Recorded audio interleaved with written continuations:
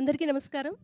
విచ్చేసినటువంటి ఆహుతులకు, అతిథులకు, అద్భుతమైన వ్యాఖ్యాత్రి అలాగే నటి అయినటువంటి ఝాన్సీ గారికి ప్రత్యేకమైనటువంటి ధన్యవాదాలు. రాజీవ్ కనకాల గారు కూడా ఇక్కడ రాలేదు, కానీ వారికి కూడా సభాముఖంగా ధన్యవాదాలు తెలియజేసుకుంటున్నాము.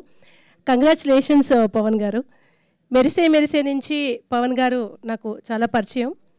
యాక్చువల్లీ ఈ జనరేషన్ వాళ్ళు అంటే కొంచెం తెలుగు భాష మీద అంతగా ఏం పట్టుండదు, పాట అంటే ఏదో సిచ్యువేషన్కి తగ్గట్టు రాయమనే వాళ్ళని చూశాను.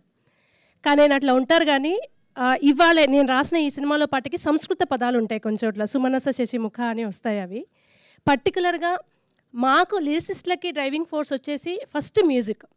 ఆ ట్యూన్ వినగానే సగం లిరిక్స్ వస్తాయి. తర్వాత డైరెక్టర్ ఆ సిచ్యువేషన్ని మాకు ఎంత బాగా ఎక్స్ప్లెయిన్ చేస్తే మేము అంత బాగా రాయగలుగుతాం. ఇవాళ ఆ పాట 3 daysలో 1 millionకి రీచ్ అయిందంటే ఆ క్రెడిట్ ఓన్లీ కార్తిక్ గారికి, పవన్ గారికే దక్కుతుంది. Thank you so much once again.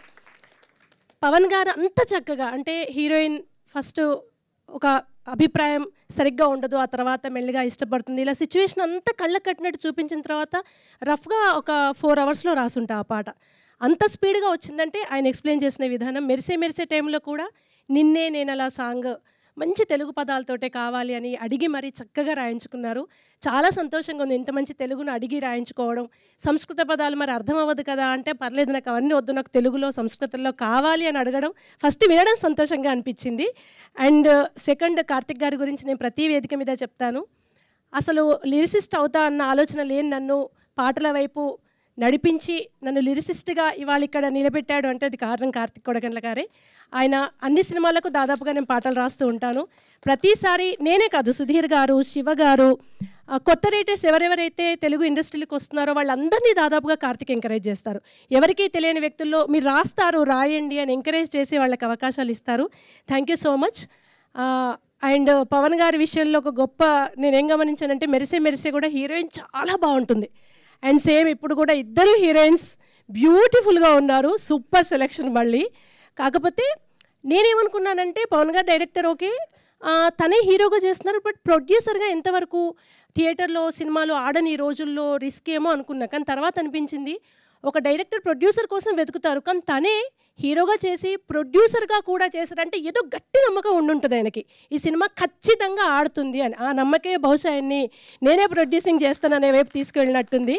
ఆ నమ్మకానికి తగ్గట్టుగానే ఇవాళ గొప్ప గొప్ప అచీవ్మెంట్స్ సాధించిన వాళ్ళంతా ఒకప్పుడు యావరేజ్ స్టూడెంట్సే. అటువంటి యావరేజ్ స్టూడెంట్ అంత గొప్ప విజయాలు ఏం సాధించాడు అనేది ట్రైలర్, టీజర్లో మనకు కనిపిస్తున్న హార్డ్ సీన్స్కి అతీతంగా అద్భుతమైన ఇన్స్పైరింగ్ స్టోరీ ఒకటి ఉంది ఈ యావరేజ్ స్టూడెంట్ నానిలో. కనుక ఈ ఇష్టపడే యావరేజ్ స్టూడెంట్స్ యూత్ అంతటితో పాటు ఒక మంచి ఇన్స్పైరింగ్ లైఫ్ స్టోరీ చూడాలనుకునే వాళ్ళు, సక్సెస్ ఎలా అవుతారో, ఒక యావరేజ్ స్టూడెంట్ని ఎలా అయితే అండర్ఎస్టిమేట్ చేయొద్దు అనే విషయాన్ని తెలుసుకోవాలనుకునే వాళ్ళు ఖచ్చితంగా ఫ్యామిలీతో వెళ్ళొచ్చండి. టీజర్, ట్రైలర్ చూసి ఏదో స్టూడెంట్సే వెళ్ళే సినిమా కాదు. చాలా చక్కటి కథ ఉంది, చాలా ఎమోషనల్గా బయటకు వస్తాం. మనం టీజర్లో, ట్రైలర్లో ఝాన్సీ గారు, రాజీవ్ గారి ఎక్స్ప్రెషన్స్, డైలాగులు చూస్తేనే అర్థమవుతుంది. అద్భుతమైన సినిమా. ఇది ఖచ్చితంగా సక్సెస్ అవ్వాలి. ఇలాంటి ప్రొడ్యూసర్స్, డైరెక్టర్స్ మన తెలుగు ఇండస్ట్రీలో ఇంకా రావాలి. తెలుగు సినిమా ఇంకా గొప్ప స్థాయిలో ఉండాలి. దయచేసి August 2న అందరూ థియేటర్స్కి వెళ్ళే చూడండి. ఇది మా టీం అందరి నుంచి ప్రత్యేకంగా కోరుకుంటున్నాము. అండ్ టీంలో ఉన్న వాళ్ళకి, మ్యూజిక్ డైరెక్టర్స్కి, నా తోటి రచయితలకి, సింగర్స్కి, యాక్టర్స్కి అందరికీ ఆల్ ది బెస్ట్ తెలియజేసుకుంటూ once again thank you so much.